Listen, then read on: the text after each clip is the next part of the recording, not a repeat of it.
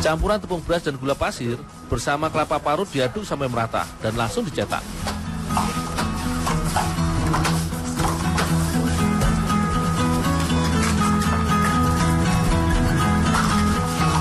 Ada 3 macam cetakan putu yang biasa digunakan Ibu Eni.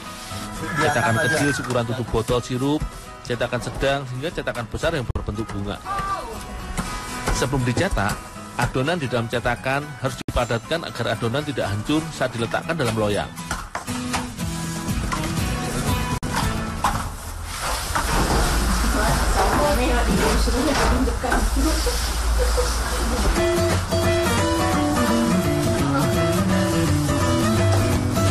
Adonan putu yang sudah dicetak selanjutnya di oven selama 40 menit. Ada sekitar 5 rak loyang di dalam oven setinggi 1,7 meter ini. Pemanggang yang terbuat dari semen ini masih terbilang tradisional. Bahan bakarnya berupa batok kelapa. Oven manual ini mengalirkan panas yang tidak merata untuk setiap rak loyang penganggannya. Untuk itulah loyang diletakkan secara bergilir pada oven untuk meratakan panas yang akan mematangkan semua kue. Sekitar 40 menit, kue putu BM akan matang dan siap diangkat dari dalam loyang.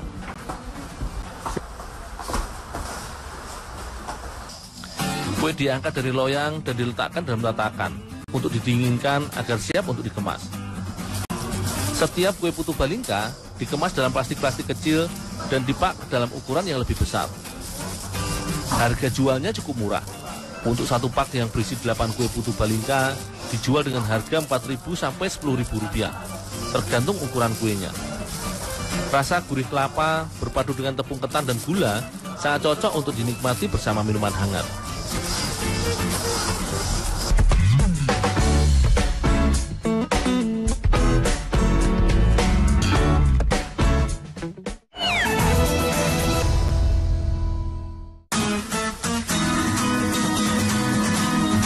Hampir di semua jenis perairan, hidup beragam jenis kerang-kerangan. Di sungai, danau, rawa, hingga laut, kita bisa menemukan hewan moluska bercangkang ini.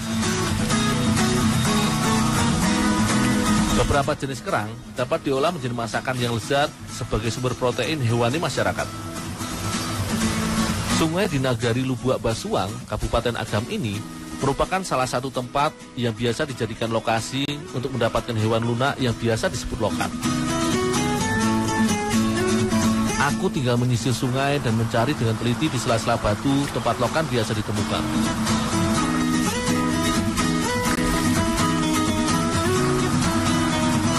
Di saat musim kemarau, lokan lebih mudah ditemukan karena debit air yang lebih kecil. Saat musim penghujan datang, maka debit air akan semakin tinggi dan air sungai menjadi keruh, sehingga menyulitkan untuk mencari lokan.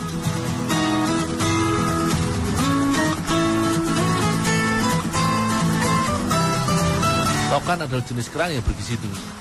Kadar lemak jenuh yang rendah, kaya akan mineral, serta asam amino esensial yang sangat dibutuhkan untuk memperlancar peredaran darah, sehingga mencegah terjadinya hipertensi.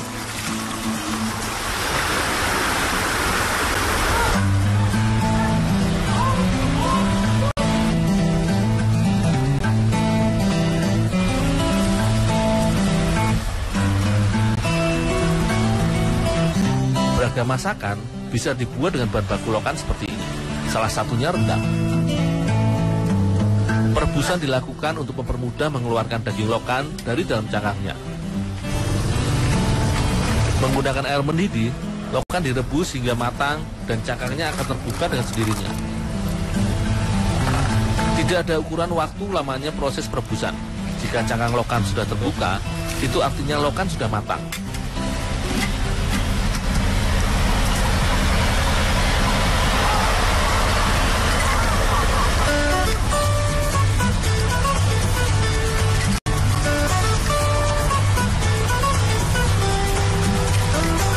Lokan yang sudah direbus, aku congkel untuk mengambil dagingnya. Semakin besar ukuran lokan, maka dagingnya juga akan semakin besar.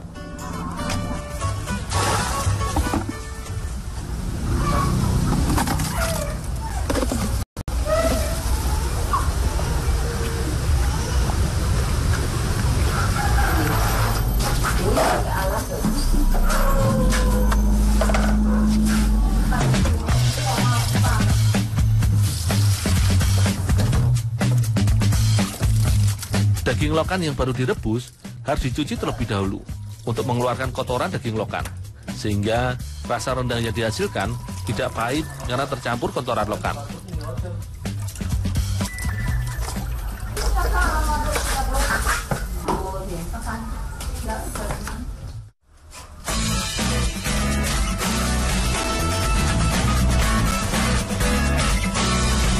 Secara turun-temurun, rendang sudah menjadi masakan tradisional oleh masyarakat Minang di segala tempat dan waktu. Rendang selalu menjadi sajian keseharian masyarakat Sumatera Barat, baik sebagai hidangan sehari-hari atau dalam perayaan hari besar, adat, dan agama. Paduan bumbu rempah dalam proses pemasakannya membuat rendang memiliki rasa yang khas, gurih, pedas, dan lezat. Bahkan, rendang menjadi salah satu makanan terlezat di dunia menurut beberapa survei yang ada. Penggunaan santan kental yang akan dimasak akan memberikan rasa gurih pada rendang. Air santan digunakan untuk membantu penyerapan bumbu rendang halus yang digunakan ke dalam daging lokannya.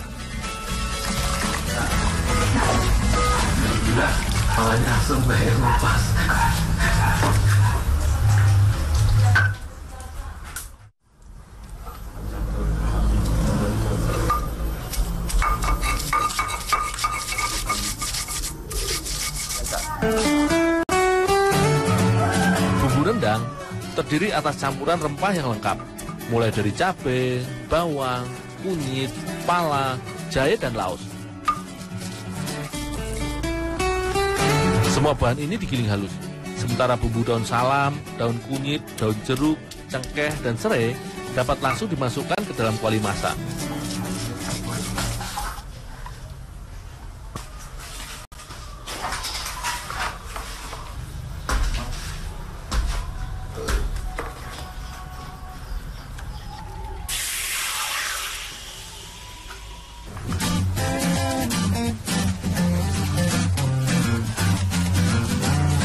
Bumbu halus selanjutnya ditumis hingga harum. Santan kelapa juga dimasukkan hingga mendidih. Saat mendidih, daging lokan yang sudah bersih dapat dimasukkan ke dalam kuali dan akan dimasak selama 5 jam hingga semua bumbu meresap ke dalam dagingnya.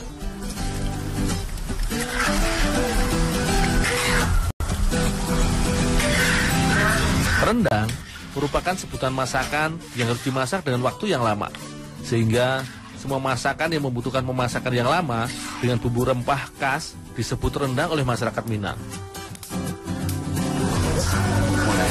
Jika pada awalnya marandang menggunakan bahan baku berupa daging sapi, tetapi dengan semakin banyaknya inovasi, beragam bahan makanan sekarang bisa diolah menjadi randang. Seperti ayam, telur, nangka, bahkan lokan yang sedang dimasak Kak Desi ini.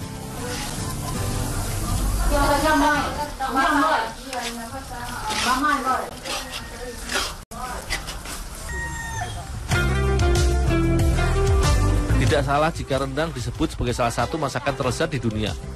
Paduan rempah dan bumbu khas Nusantara berpadu dengan gurihnya santan kelapa yang dimasak dengan waktu lama. Menggunakan kayu bakar akan menghasilkan masakan beraroma dan rasa yang lezat.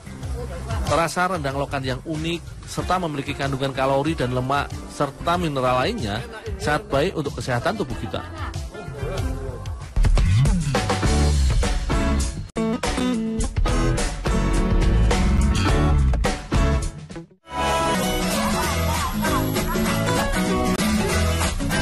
Di ranah Minang, aku banyak menemukan beragam jenis makanan yang unik, baik kuliner yang memiliki kekhasan di dalam jenis bahan yang digunakan ataupun proses pembuatannya yang menarik. Seperti pohon simawang yang banyak tumbuh di kawasan Setuju, Kota Payakumbuh ini. Pohon kayu yang dapat hidup puluhan tahun dan tumbuh hingga ketinggian 25 meter ini memiliki buah yang bisa dijadikan lauk sehari-hari.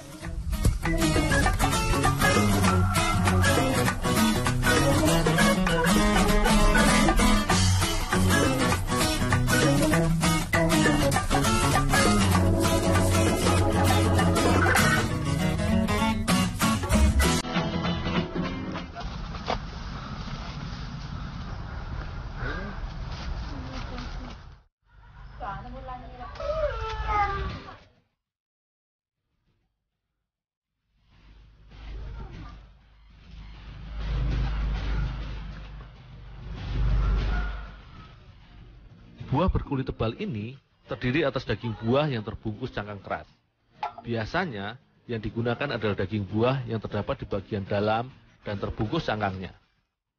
Dalam setiap buah terdapat sekitar 15 cangkang daging simawang. Untuk dapat mengambil daging buahnya, aku harus mengupas kulit tebal dari simawangnya.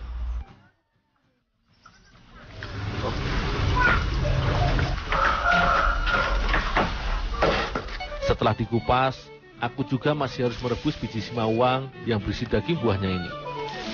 Cangkang daging buah yang keras ini akan sulit untuk dipecahkan jika tidak direbus.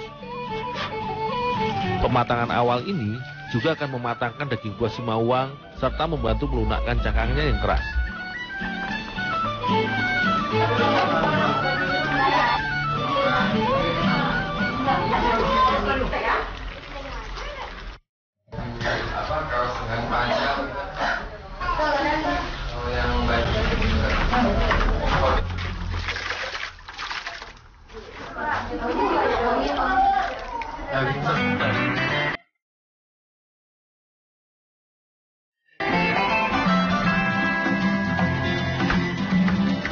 Dengan memecahkan cangkangnya, isinya baru dapat dikeluarkan, dan bagian daging buah inilah yang bisa dimasak. Simawang merupakan salah satu jenis buah yang beracun karena mengandung asam sianida dengan konsentrasi yang tinggi. Bila dikonsumsi dalam jumlah tertentu, dapat menyebabkan pusing-pusing dan muntah-muntah, bahkan kematian. Tetapi jika diolah dengan baik, maka kandungan asam sianidanya dapat dihilangkan dan bisa menjadi bahan masakan yang lezat. Ada beberapa cara untuk menghilangkan racun simawang, yaitu dengan proses perebusan dan perendaman yang lama. Perebusan sebelumnya hanya bisa menghilangkan sedikit kadar sianidanya, sehingga masih dibutuhkan proses lebih lanjut agar simawang aman untuk dikonsumsi.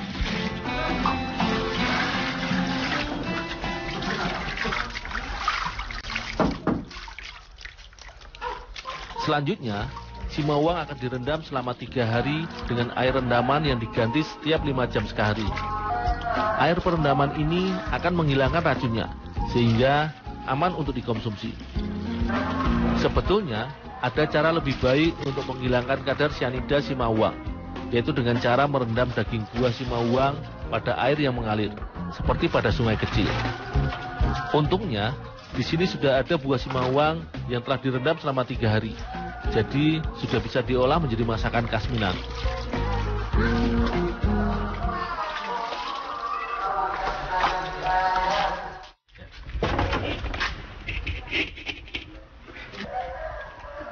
Simawang dapat dimasak menjadi gulai dan sambal ladu.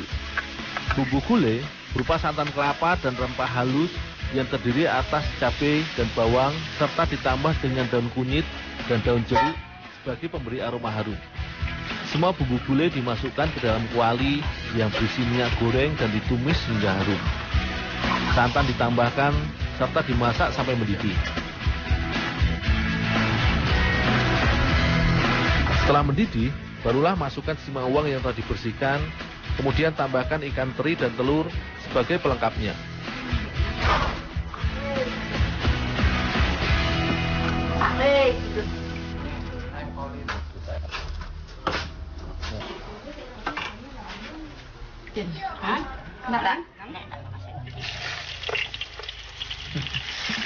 Sedangkan untuk membuat sambal ladu simawang, pertama goreng simawang terlebih dahulu hingga terlihat kering. Tidak ketinggalan pula teri sebagai pasangan dalam setiap masakan simawang.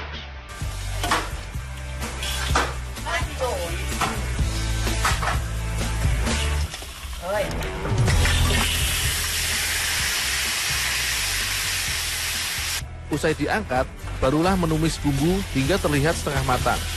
Masukkan teri dan simawang yang sudah digoreng. Untuk hasilnya sempurna, aduk-aduk hingga rata sampai matang.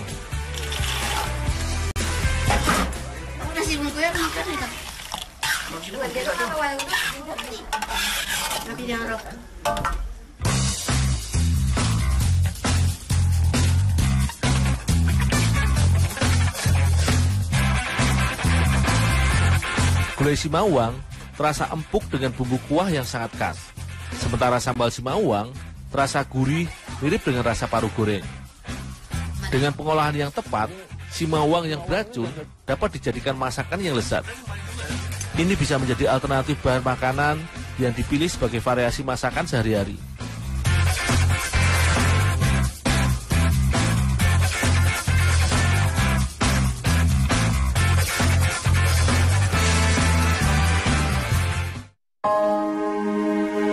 Sak benernya menjeneng kula nggih pengen nyekolahaken anak kula sekolah saged lanjut.